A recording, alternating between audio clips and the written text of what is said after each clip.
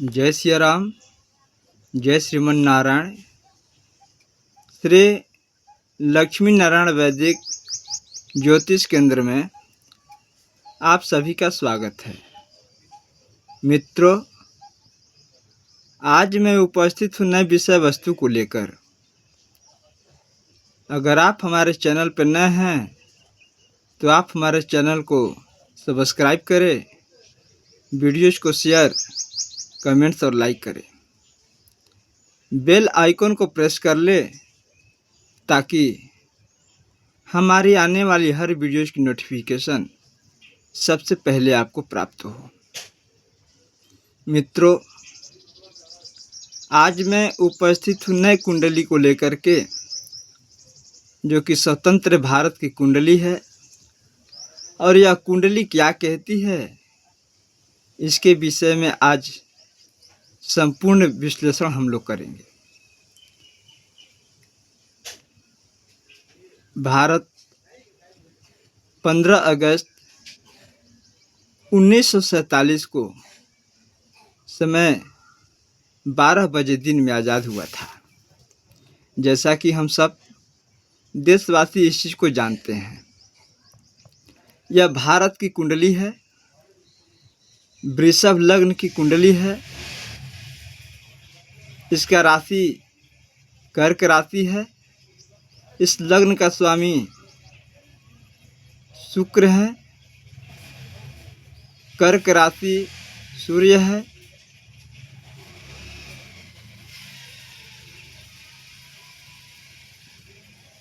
और पुख नक्षत्र है। पुख नक्षत्र में चंद्रमा शासक ग्रह माना जाता है। ये चंद्रमा कर्क राशि में भारत को मजबूत पारिवारिक मूल्यों वाला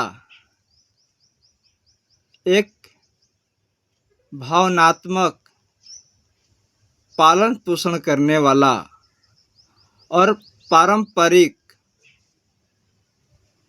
राष्ट्र बनाता है।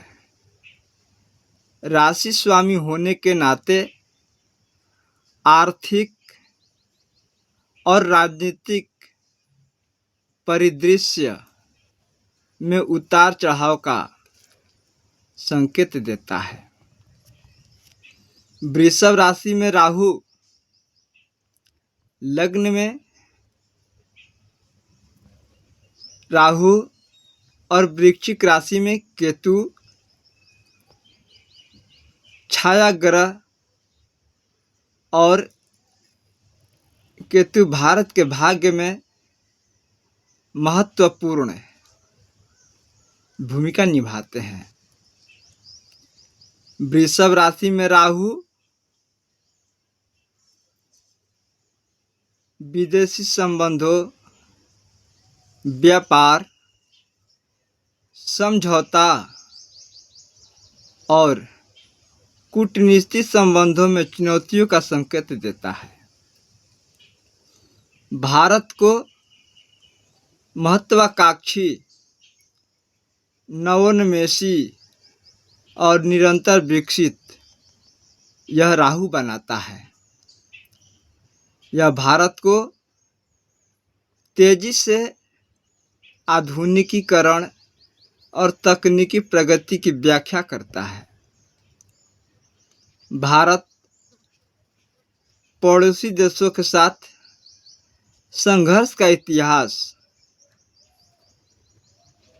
रहा है, जो इस प्रभाव को दर्शाता है।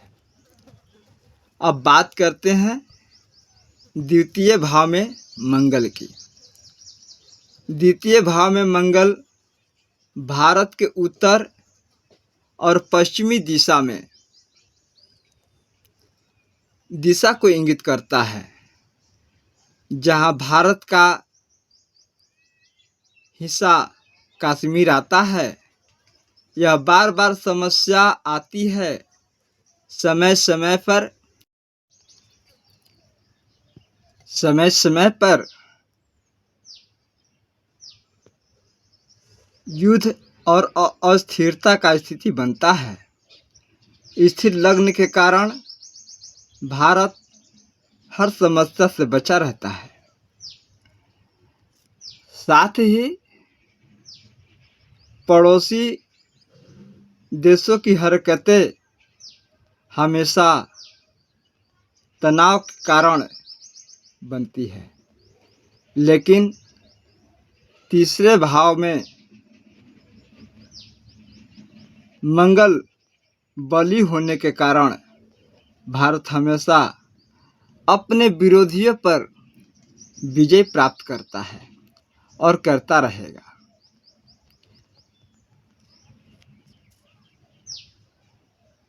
तीसरे भाव में बैठा हुआ चंद्रमा, कर्क राशि में चंद्रमा स्वतंत्र भारत की जन्म कुंडली के सबसे खास और दुर्लभ योग की बात करें तो यह कुंडली का तीसरा भाव है, जहां सूर्य, चंद्रमा, बुध, शुक्र और शनि कर्क राशि में बैठकर पंचग्रही योग का निर्माण कर रही है। तीसरे भाव में चंद्रमा जनता के भावनाओं के और लोगों के मानसिकता का प्रतिनिधित्व करता है। कर्क राशि में चंद्रमा अपनी ही राशि में बली होता है, जो भारतीयों की गहराई से भावुक, देशभक्त और परिवार उन्मुख बनाता है। यह एक मजबूत मीडिया, संचार उद्योग और राजनीतिक सक्रियता का भी संकेत देता है। हालांकि इस स्थिति के कारण राष्ट्रीय स्तर पर जनमत में उतार चढ़ाव, विरोध और भावनात्मक निर्णय लेने की संभावनाएं बढ़ सकती है। कर्क राशि में सूर्य की बात करें तो तीसरा भाव में सूर्य सरकार और नेतृत्व का प्रतिनिधित्व करता है। कर्क राशि में यह भारत के नेतृत्व को गतिशील बनाता है, जनता के भावनाओं को प्रति संवेदनशील बनाता है। यह स्थिति मजबूत राष्ट्रवादी नेतृत्व, सरकारी नीतियों में लगातार बदलाव और भावनात्मक रूप से जनता से जुड़ने वाले नेताओं की व्याख्या करता है। कर्क राशि में अगर बुध की बात करें तो बुध बुद्धि, व्यापार और संचार को नियंत्रित करता है। अगर बात करें बुध की मजबूती के कारण भारत ने शिक्षा, आईटी, मीडिया और कूटनीति में उत्कृष्टता हासिल की है। हालांकि इसे परिणाम स्वरूप राजनीतिक बहस, मीडिया का प्रभाव और कभी-कभी गलत सूचनाएं तेजी से फैलती है। अब बात करते हैं कि कर्क राशि में शनि की क्या स्थिति होती है। तो तीसरे भाव और कर्क राशि में शनि अनुशासन और कठिनाई ग्रह, जो शनि है वह कर्क राशि में है। शासन और अधिकार को नियंत्रित करता है। शनि की उपस्थिति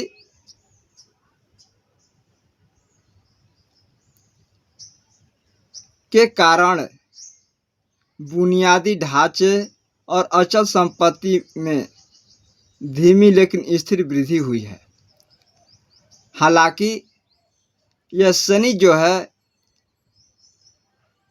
शासन, राजनीतिक अस्थिरता और कृषि चुनौतियों के कारण संघर्ष का भी संकेत देता है। इस स्थिति के कारण भारत के राजनीतिक अशांति, आर्थिक संघर्ष और आंतरिक संघर्ष के इतिहास में देखा जा सकता है।